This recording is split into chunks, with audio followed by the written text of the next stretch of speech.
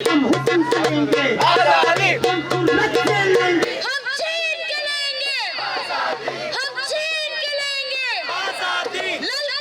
फैज साहब की बस 2 ही बेटियां थीं और हमें तो यही कहा गया था कि भाई जो तुम्हारा जी चाहता है करो, जिस तरह से तुमने अपनी ज़िंदगी बनानी है बनाओ, इसमें मैं तुम्हारी किसी भी जो राय है, जो भी तुम करना चाहती हो, बिल्कुल आज़ादी का इजहार जो था बिल्कुल बिल्कुल था। लेकिन आज जब मैं देखती हूँ मुझे कभी कभी लगता है कि हम बहुत फासला तय करके तो आए हैं, लेकिन रोज़ कोई ना कोई ऐसा हादसा होता है कि इंसान कहता है कि वाकई हमने फ़ासला कोई तय किया। कल आपने पढ़ा होगा कि बच्ची की पैदाइश के ऊपर एक बाप ने उस बच्ची को मार दिया। तो हम किस किस्म के जंगल में रह रहे हैं?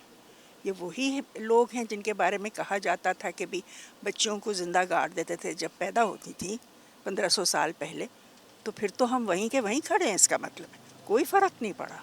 जी, हम लोग का इस दफ़ा जो मेन थीम है वो एजुकेशन पे फोकस है और हमारे चार्टर ऑफ डिमांड्स में 27 नुकात हैं, जिसमें तालीम पे भी बात की गई है, जिसमें यकसा उजरत पे भी बात की गई है, जिसमें ये बात भी की गई है कि ख़वातीन को उनके घर से करीब तरीन जगहों पे हेल्थ फैसिलिटीज़ प्रोवाइड की जाएँ।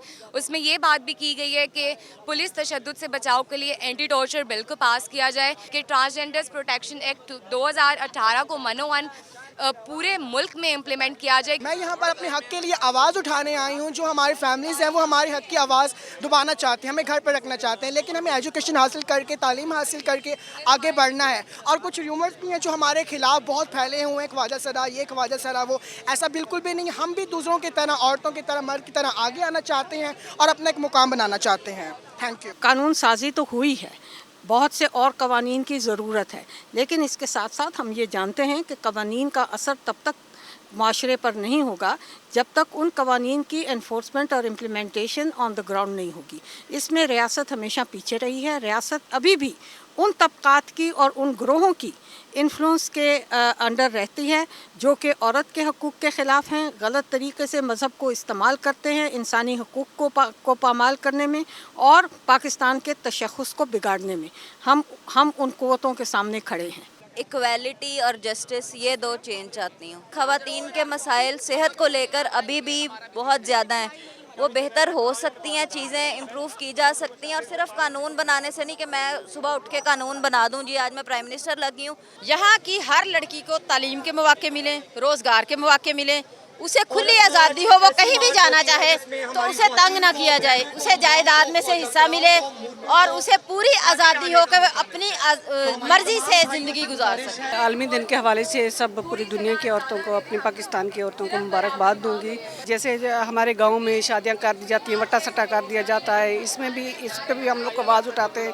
दूसरा वन्नी कर दिया जाता है क्योंकि ज़मीनों के बदले में बेटियों को दे दिया जाता है, और भाई ने गलती की है तो बेटी को कुर्बान कर, बहन को कुर्बान कर दिया जाता है। बाप की गलती है तो तब भी बेटी को कुर्बान कर दिया जाता है।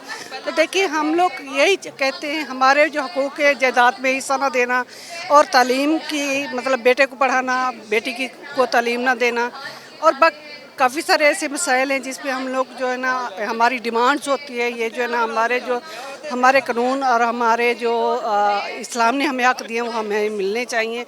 हमें इंसान समझे। बाकी हमारे राइट जो है ना, हमें माँ का राइट्स भी हमारे इस्लाम ने दिया है, और बहुत बड़ा किसी फ़िरके में ऐसा नहीं है जो हमारे इस्लाम ने हमारा हक़ दिया है।